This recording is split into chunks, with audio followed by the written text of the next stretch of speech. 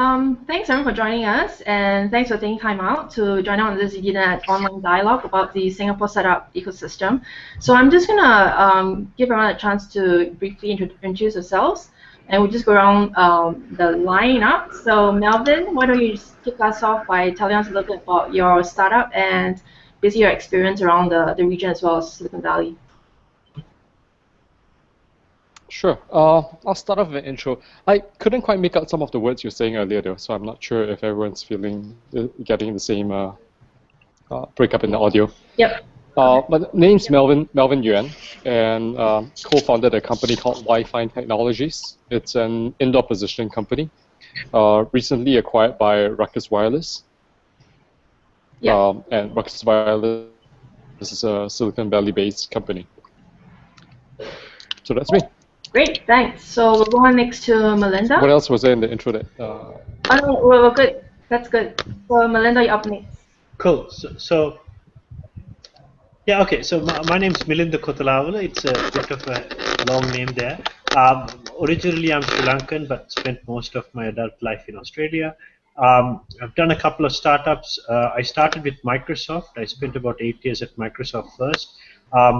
I run a couple of startups now. One's Longscale, which is a private apps marketplace for telcos and banks. There we have a team based out of Australia and in Singapore, so we spread ourselves across 2 geographies. We do a lot of work with a lot of software vendors out of Silicon Valley, and we're there fairly often. And I have another startup called Argyle, which is a data analytics firm, and for that I have a team based out of Sri Lanka as well. So I've got quite a spread of people across the region. That's me. Cool, great. And Vinny. Cool. Hi, I'm Vinny Loria. I run, or one of the managing partners at Golden Gate Ventures, an investment firm focused on Southeast Asia. Before this, I did 2 startups in the Valley, one failure with a lot of lessons learned, and another company, The Forum, which we were doing online forum hosting, and that was acquired by CrowdGatherer out of Los Angeles. And then after that, I took a year off to basically explore, traveled around Asia for a little over a year, met a whole bunch of startups, and realized the opportunity on the ground here for somebody from the Valley that could do some investment locally. Cool. Okay, so thanks for that. So I'm going to go straight into the discussion. So we're all here to basically answer the question, does Singapore have what it takes to be Asia's Silicon Valley? So maybe I'll just go around the line, and to start off, let's give like a one word that can describe Singapore's current state as a startup environment. Just one word to describe it. So Melvin, what's that one word? I wish I wasn't the first on this. I'd say almost. Almost. Okay. So Melinda. Yeah. I'd say early. Early. And Vinny. And it cut off for me. One word to describe what? Yep. What's the question? It cut off when you were asking.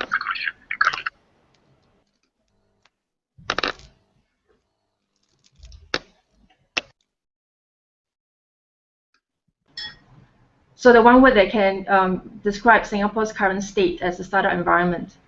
Okay. So I'll go with alongside early, emerging. Emerging? Yeah. So Melvin, it's interesting. So you mentioned almost. What do you mean by almost? Do you think that we're not quite there yet, or we are not going to get there? Well, I wouldn't say that we're not going to get there for sure. I say almost because I've had conversations, as I mentioned earlier, to you before this hangout started recording. I was in conversations with quite a number of people over the weekend and earlier this morning about the same topic, and it seems that there are people trying to hack away at different parts of the puzzle. Folks from the government, folks from the universities, and folks amongst the startup community here. So I think you've got a bunch of people, really smart people, who are trying to do what you describe in this very dialogue itself, to create a Singapore startup ecosystem that mirrors that of Silicon Valley. I do think we will get there, and I say almost because we're obviously not there yet. But at the same time, we've got a bunch of different people who are working on pieces of the puzzle that might achieve what we want to achieve. Okay, and Vinny, do you think that do you agree with Melvin that we're still not quite there yet? I do. I think again, I use the word emerging. I might even change it to say teenager. It's still a very young scene. It's going to take some time. Basically, to create an ecosystem like the Valley, it takes generations. So maybe we're in like generation 1.5 right now. There's definitely been a number of exits over the past 5 to 10 years that have happened, but it's still not a huge number. And so you're only starting to see those people start their next startup or act as angel investors investing in the new generation. So it just takes some time. Do you think that something is missing right now? So I had a conversation with the former Apple CEO of John Scully. He suggests that Singapore is too disciplined, when it comes to creativity and innovation. It comes from a messy environment, which Singapore, isn't at the moment. It's too structured, as what Steve Wozniak also described Singapore to be. Do you think that's something that you guys would agree with? So maybe Melinda, from your point of view as a startup yourself, and I know you have two. Are we too disciplined? Are we too scared of, crossing whatever line there is? Yeah, okay, so just to put that statement in perspective, discipline in itself is not a bad thing, right? I mean, when you're a startup and you're trying to grow, you need to be disciplined about structure and things like that, right? I think and to be honest, a lot of the guys who are doing startups in Singapore are not that stereotypical disciplined group of people. So, while the general economy might be very structured, a lot of the people are doing interesting things. The problem is it's sort of for example, it's very difficult for smaller firms to get bigger deals because there is a high emphasis on being very organized. For example, when you're going and doing a pitch, let's say to an organization in Singapore, the expectation is that you are, you look and feel like a large organization, i.e. a very structured organization. So I think that holds back the growth of some firms. From a business development perspective, but I think culturally you just need to let the ecosystem evolve. Right. Yeah, I wouldn't label it as strictly as that. Okay, and Melvin, I suppose discipline. How disciplined are you? YFind just got acquired by Ruckus Wireless. Huge deal for a local startup. Was discipline part of that equation somewhere that made you so successful? Well, I'm not sure. I'm not sure I use discipline as the word to describe who we were. Although I hope it's one of our traits. But like Melinda said just now, discipline itself is not a bad word. In fact, it's a good thing. So John Scully was probably just being polite when he used discipline. And it's essentially euphemism, right? If you were pointed enough to ask him really what the problem was, and you don't let him get away with just being nice with the word discipline, he'll probably give you a more accurate answer. And the more accurate answer might range from a certain fear of failure, or, the lack of a culture, the lack of a hunger for innovation or for doing something completely new without having regard for convention or having regard the big fear of failing. He did mention. So, he did mention. Too disciplined is not a fault. That's true, because he did mention the word failure, and he said that the Asian culture fears failure. And I think, Vinny, you touched on that previously in one of your conversations with us as well. It's like, startups in Asia kind of, so afraid of that word failure. Do you see that changing already? I see. The more that I've been thinking about, failure and what that means culturally, and we did a conference, FailCon, last year. What I really see it relates to is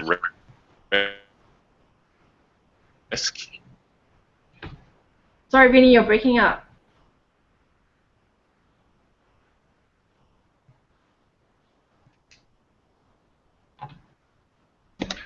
Hi, Vinny. Okay, Vinny just dropped off. I think we may have lost Winnie. Yep. Have a stronger appetite, are really worried about. Okay, while we wait for Vinny to come back on. So, Can you hear me? Now we can? Here, I'm just gonna. Yeah. He's going to try coming back on. So, Melinda, maybe you can talk a little bit about this culture of failure. Do you think that we are changing because there's been a lot of discussions about how startups need to start embracing failure and as the startup scene become more mature in Singapore, would that fear of failure slowly slip away? Yeah, I think there's two things. One is the guys doing startups have already accepted that there is going to be some level of failure. So I think what we really should talk about is how do you grow the ecosystem and make it bigger. And I think there's a large population of young Singaporeans who are not getting into startups who could really do well in startups, right? I take some of these guys I'm just taking as an example. These government people who work in government, really smart guys who should be out there working in private sector, right? And that's what I mean, in terms of the fear of failure. I think there is a larger population of people who are not getting into the startup ecosystem because they feel they need to work at Microsoft or wherever. Right. And that is hampering the growth of the ecosystem. So there is a starvation of talent because smart people are not going to work for startups because they don't want to have a failed startup on their CV. That's a disaster, really. You can't grow a startup ecosystem without good people. Right. And welcome back, Vinny. Thank you. I moved to a different room, maybe a little better Wi-Fi. Yeah, no worries. So Melinda just talked about how there is still a slight concern about having startup on your CV that may not necessarily be successful and may be a failure. Do you see that still being reflective of the culture here in Singapore? Or is that changing? I think it's changing, but again, that appetite for risk, I have seen that. I have seen some of our portfolio companies that want to hire having a very difficult time attracting top talent away from a high-paying corporation to take, again, a risk on a startup that may or may not make it. But a lot of it does come back to this generational. There's very little, prior evidence to really look around and say, oh, that's a success. I can see how the first few employees of that company, now own Ferraris and are driving around the parking lot. So, for people like Melvin and other successful entrepreneurs locally that, now start the next generation, that's going to help, but it takes time. It can't happen overnight.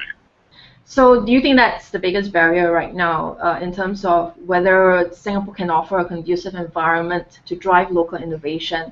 Is that the only thing that's blocking us, or are there any other challenges that you think we need to address? Some challenges, I think one is understanding, rather than trying to be the next Silicon Valley, understanding Singapore's place in the region and what it can do regionally. I meet a lot of startups that, see Singapore and then want to go straight to the US. That's very difficult. There's tons of opportunity in the region, but Singapore is not always the best test market for Indonesia or Vietnam. So people have to understand that from day one. And I think, when you compare to a place like Silicon Valley, it's this melting pot. Most people in the Valley that are starting companies aren't from the Valley. A lot of them aren't even from the US. 52% of all founders in the Valley are from outside the US. So Singapore has this unique quality of being a melting pot of all these different cultures. I think that makes it very, very unique that a lot of places couldn't replicate. And that kind of brings me to the next question about local innovation. So Singapore government has been trying to perhaps manage its foreign talent a little bit better, and I mean that they're trying to maybe scale down the number of foreign talent or foreign employees in Singapore. Do you think that's a good move? And I'm going to switch that to Melvin for the time being. So one of the questions that came up from our followers on Twitter and LinkedIn for this hangout is that with the number of government measures on work permits, do you think we should then be encouraging more foreign talent to come to Singapore and create this melting pot, as Vinny mentioned? Is government's role important here, Melvin? Well, I think the government's role is definitely important. I'm not sure, though, that it's very closely linked to the question on foreign talent. And I'm definitely no authority to answer this question because most of the folks at YFind were all locals anyway. So I'm not really sure how to answer the question on foreign talent. All I'd say is if the definition of foreign talent is wait, what's your definition of foreign talent again? Someone not born in Singapore, I guess. Fair enough. Okay, so maybe I was having a too narrow view of foreign talent, but the main thing to do really is to make sure that Singapore is a place where ideas are born and ideas are shared and ideas are executed. You can do that when you bring the great minds together. You could do it in many ways. You could either make it really easy for them to come over here and live and work in a regular job until they have an idea that they stumble upon and get started. Or you could bring them here with the specific intention of starting a business. Or you could bring them here to be part of a conference, be part of a forum. There are lots of ways that you could bring smart minds in here, and you could also nurture them or draw them out of whatever schools they're in right now or whatever places they're in right now. So short answer is it's certainly all about talent. It's certainly all about bringing the best and the brightest into a room and start talking and start doing. But it doesn't have to be all about foreign talent. Nor does the presence or absence of foreign talent necessarily impact the ecosystem for startups here. Right. So Melinda, we're talking about the government's role here. Is there enough help for a young startup like yourself, for instance? Are you looking to the government for in any way in terms of assistance, fundings, just even pointing you to the right direction to get help from VCs? Yeah. So in our situation, we were quite. Not really. Sorry. No, go ahead. Okay, so I'm gonna pose a question to Melinda then. Sorry. So in our situation, we didn't really go after government grants and funding. We think we could have, and maybe that would have helped us. But we made a decision that what we wanted as social proof was proof in the form of customer feedback and partners. So we thought that we'd be successful if the market told us we were successful, not if we were selected for a grant. Right? So, but that's our unique situation. I know a lot of other people who could do with some money to get started. Right? So just talking about the people who might want help from the government. The government, the Singapore government, let's put this in perspective, right? They do like far more than most other governments do in terms of doing things in the startup economy, right? But if I were to compare, say, the Australian situation versus Singapore situation, I'm very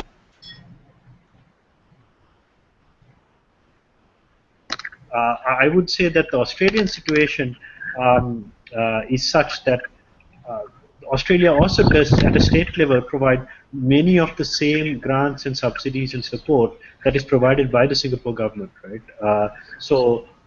And there, though, we see that there is a lot more collaboration in terms of how things get executed. Yep. So that's one thing maybe that should change. Of course, it's not fair to ask a government servant, somebody who works for the government, to be a judge of what is a good startup. That is, I don't see how government could do that. Okay, so judging goes on to Vinny, since you are the guys with the early seed kind of funding for startups. So where do you then see the government trying to create this environment that you said that needs to be a melting pot? Where do I see the government? Yeah. So I do think it is already a melting pot. I mean, yes, there's been current conversations of how much, but it already is. I mean, you look at most countries in the world and compare to Singapore in terms of immigration and foreign work visas, it's already a very high percentage. So I think continuing that is a good thing. I think there's tons of governments. I mean, one of the reasons why I'm here, a foreigner is here, is because of all the government support and no direct incentive, but more of when I came through and I visited, I could see all the programs that were in place kind of laid the foundation, almost like a garden, that there's plenty, whether it's, I'm out of a co-working space, the Hub, which is subsidized by the National Youth Council, or like any of the funding programs like iJam, which are directly given to young startups, that I think there's a lot of support, well more above the average globally. And I've seen it actually come to fruition that it's actually creating value, it's creating good startups. It's constantly a balance of what's too much, what's too little, how do the programs work, how are they measured. But Singapore's been doing a great job of, learning quickly, iterating, changing the next year. But we don't have a Facebook or Alibaba or a Pinterest right now. What do you think is still missing in the Singapore? So, with that question, Facebook, Pinterest, Alibaba. So I look at Silicon Valley as like Hollywood. If you want to make a huge blockbuster film that's global, you want to be in Hollywood. You want to get Hollywood actors, Hollywood directors, Hollywood producers. To recreate Hollywood, very, very difficult. And so, Pinterest, Facebook, those are kind of Silicon Valley. Alibaba, that's kind of taking on a number of Silicon Valley lessons learned and applying it to a new market, and it's not. I don't think it is copying. Even the Valley copies things. Zynga came from Chinese games, but I just look at it as a combination of where is the top talent, and Silicon Valley is someplace that attracts top talent around the world. And then what is the market? And as a market, Singapore is a city. New York City is 8.5 million people. I would never make a startup for New York City alone.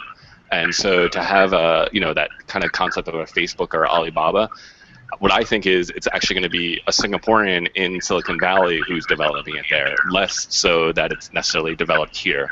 That could change 2 generations out, but it's going to take that time to attract such top talent. So does Singapore need its own flavor to become its own Silicon Valley, by whatever definition that you think Singapore should be? What flavor would that take? You froze. Yeah. I think Singapore is on track to basically, like you said, have its own flavor, to be its own kind of, not Silicon Valley of X. It's just Singapore is going to be it is a hub. It's been a hub, traditionally in other sectors, and it is becoming very quickly a technology hub for startups. And I think it's on a good path. I see that getting larger and larger. It's just something that takes time, but it's going in the right direction. So thanks, Melvin. Then you've obviously had a great couple of years since you started at YFind, having now sealed a really great acquisition. It seems like it's all worked out for you, but do you feel that you had to work extra hard to get that great deal, or do you think that the environment did a great favor for you in helping you get to the stage that you are right now? When you say the environment, what do you mean? The Singapore as a Silicon Valley, the environment itself. I mean, obviously you have done very well for yourself, and you found a great acquisition, a great end of the, kind of a path for YFind Technologies, and that is through the current environment for that you're in terms of the Singapore startup environment. So does that mean that it's working fine because it worked for you? So it's the startup here is great, right? Yeah, I think a lot of things worked well. I could easily list them. It'll probably take me a while to be able to list every single factor, but a couple of things made things work really well here. For example, the ability to just be able to start a business easily. The ability to connect with people, to find people, who comes from a very broad spectrum, from the universities, from the industry, from the media. It's so easy to get connected to people here in Singapore. It's so easy to collaborate with them. That helps. The Singapore government, especially the IDA and Spring, for example, has been supportive as well. They've made it easier to deal with some of the costs that would have otherwise made it really prohibitive to go do a startup. So factors like that. Also, it's easy for us to travel from Singapore to the Valley and to the US, where the market is significantly much larger. So a lot of factors about Singapore make it easy for people to do a startup here.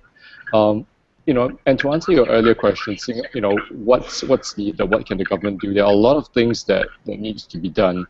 I'd say Singapore has a few challenges that make it really difficult to succeed. You know, the small domestic market that Vinny pointed out, access to talent, we clearly don't have you know, the kind of draw that Silicon Valley has right now.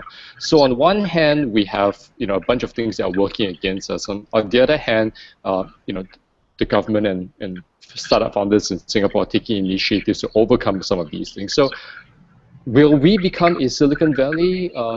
Maybe not. And to Vinny's point, that might not even be our path. But what can we do? You know, can we be a culture that fosters more innovation? Can we be a culture that encourages people to take more risk and do something worthwhile? I think we can do that. But we have competitors, right? I mean, Bangalore is right up there in terms of ecosystem, and we were ranked one of the top 20 along with us. And there are others like Malaysia and you know, China are all trying to be this ecosystem for startup as well. So do you think that how are we measuring up against all these different, really like you mentioned, Southeast Asian markets that are also trying to become this environment? Do we shake I'm not sure. I'm not sure we want to measure up. Yep. I'm not sure why we want to even measure against them, because if all we're interested in is creating innovation, creating the right kind of culture for people to, you know, do something that they believe in, and fail or succeed, just do and try, then there's no need to really compare Singapore with other countries. We should just be saying, are we doing the very best that we can do for our people? No, or rather, the government should be saying that. You know, should be saying, asking if they're doing the best that they can do for you know, aspiring Singaporeans or, you know, aspiring founders who are based in Singapore with the resources that we have, with the limitations that we have. And I think, you know, trying to compare ourselves and trying to, if the main focus is to make Singapore a Silicon Valley, then I think that's the wrong focus. But if the right focus is on empowering Singaporeans and residents of Singapore to succeed, or to at least dare to do something different, then I think it's a worthwhile ambition. Right. But so Vinny, taking on that point, do you think then that it's a matter of not trying to compete or just creating that environment that can attract startups to come here and create and drive that innovation? Yeah, I mean, I do agree with a lot of Melvin's points, and so creating that environment, you know, so what else could be done to help create that environment? I do think right now, just personal experience, you know, bringing in, hiring foreign talent for a startup is very, very difficult to issue them a visa, and that's regardless of any discussion that's happened over the past year. It's just a startup generally has no income, it's less than a year old, so all the sort of things that they're looking for to issue visas don't really match up. So kind of understanding that a startup is a different type of beast, that's one thing. Two, I think the idea of, you know, NUS has the National Overseas College. That's a fantastic program. Most of the people I know that have gone through it have, you know, created their own startup. Some have sold their startups as well. I think part of the reason why is because it puts them somewhere else, and you know, now there's a program in Beijing, and there's in a few other countries around the world. I think programs like that both put, you know, somebody somewhere else to experience something different and see a different view, when they come back, opens up a lot of opportunity. So maybe there's more programs that could, you know, the NOC program at NUS, maybe it can even be expanded for some of the other universities in Singapore, or maybe young professionals after they graduate to get that sort of experience. Great. So I'm aware that Melinda, you need to go off. So I'm going to round up the dialogue with this final question then. You know, what will it take for Singapore to be that Asia Silicon Valley? Some place that having, like you guys said, what will it take for Singapore to create that Silicon Valley vibe or environment that will want to, that can attract startups here and drive innovation? What's still missing then? Yeah. I presume that question was for me. Yes, go ahead. Yeah. Okay. Okay. So two things I think, and maybe these are things some people have thought of already. One is I kind of echo Vinny's comments about the foreign talent question, right?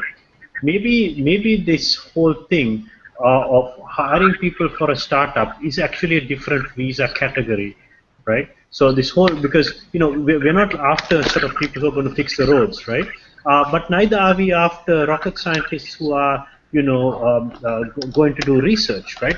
We need a particular profile of people, person who's going to be successful in a startup, and maybe there is a different class of visa for people who are willing to come to Singapore to work in a startup environment, and we classify that as such. And that should be infinitely doable, and that should really go into the sort of highly skilled labor category, right? So at the moment, the definition of highly skilled labor is how much you get paid. Like, if you get over $120,000 a year, then you get a different class of visa. But, in a startup, people are really working for equity. So I think there's something there the government needs to fix. And if you can really make it very attractive, not only for people to start up companies in Singapore, but also to work for startups. So that's the two categories. And I know there's an entrepreneur pass thing where you can come and start a company, but I'm saying create a category where you can work for people, right? The second thing is to encourage large Singaporean firms to buy from startups, right? So, and and the government as well, you really put your money where your mouth is, right? So, if you really want to be risk averse, then you shouldn't be pushing startups. But if you really want to push the boundaries, that's something that happens a lot, particularly in Israel, where a lot of high-tech startups in Israel are successful because Israeli companies are more willing to buy from local, unknown, no-name people who are startup entrepreneurs. So I think, if you really want to make a difference, create a category of visas for people who are going to come and work for startups, and create policies in procurement. Like, get Singtel to buy from small startups, right? Get StarHub to buy from small startups. Get the Singapore government procurement policy to buy from startups. So, yeah, those are my two ideas. Great. Okay, Melvin, so what do you think Singapore is still missing, or what will it take for us to be a Silicon Valley kind of environment? Now, I'm going to say what I say next in light of my earlier point that we shouldn't be focused on trying to make ourselves a Silicon Valley. Sure. I'll say what I think would help us, have more innovation happen in Singapore. And there are a couple of areas I think we could work on.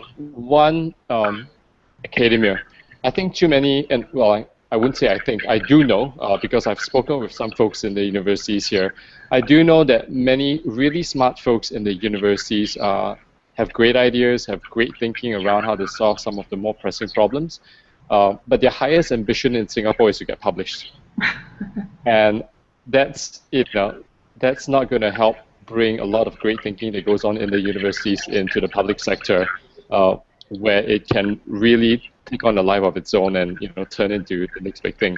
So I think if there is some way that we could have universities help the really smart people in there to realize that their biggest ambition shouldn't be just getting published. It could be solving a much bigger problem than the next paper. We will be able to nurture the environment. I think Melinda brought up a very good point about customers as well.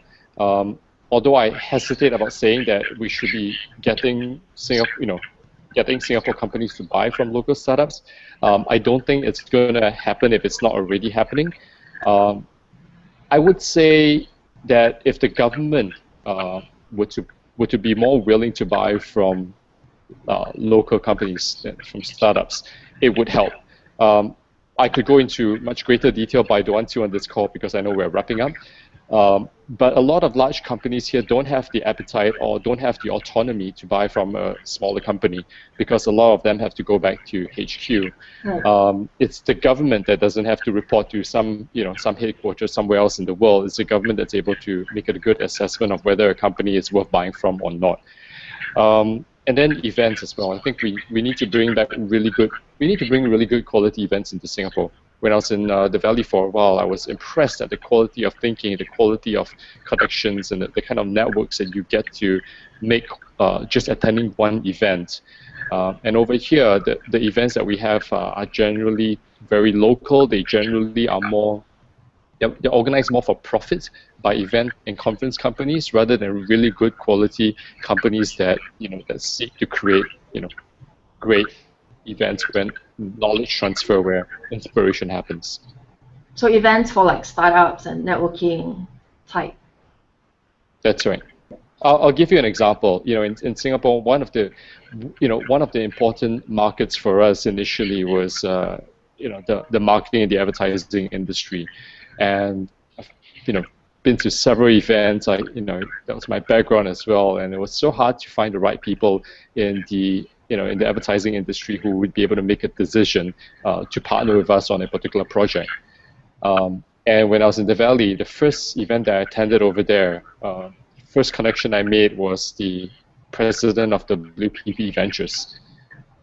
So it gives you a sense of the difference between, the difference in the kind of networks, the kind of connections you can make when you're in Silicon Valley as compared to Singapore. Now, it's not impossible for Singapore to do so. It's as a country, it's a great place for events and conferences to take place. We just need to have the right ones and bring the right people in. Okay, great. And Vinny, to wrap us off, so what would it take for Singapore to be an innovation ecosystem?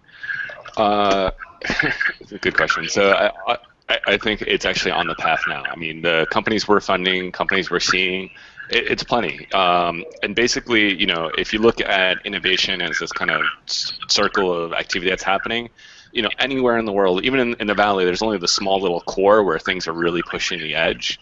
And I'll even say, going back to your earlier question about discipline, it's the one thing I do think it's okay for innovation is you need to break the rules. If you're innovating, you're basically you're changing the status quo. You're putting out a challenge. A lot of YouTube did that. Airbnb did that.